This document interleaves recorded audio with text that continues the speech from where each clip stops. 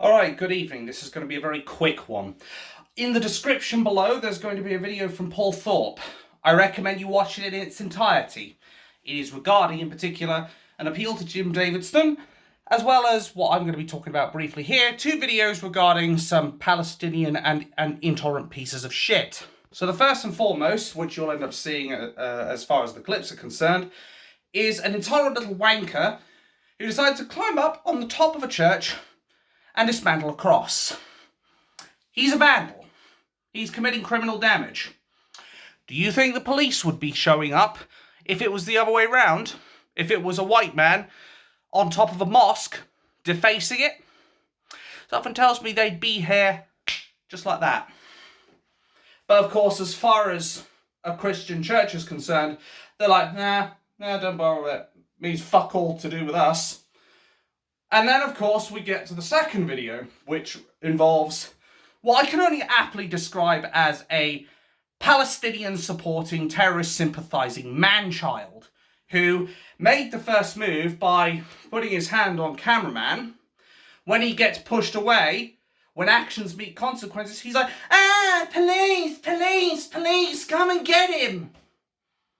Fucking grow up, is basically my response to this man-child. But of course, who are the ones the police attack? I'll give you three guesses for that shit.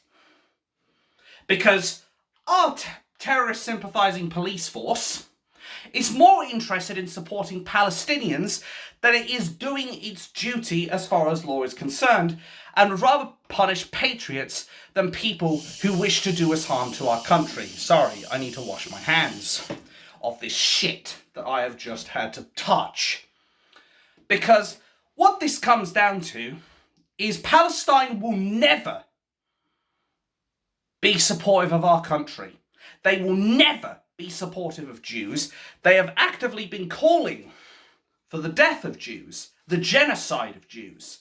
They actively try to commit war crimes while also trying to project that shit onto Israel. And I guarantee you, once they've dealt with Jews, they'll come after Christians next. Because that's the thing with Islam. They are intolerant of us. And anybody who criticises them on this is basically called an Islamophobe or a racist. Even though you can't be racist against a religion, and there is no such thing as Islamophobia, because that would imply an irrational fear of Muslims and Islam.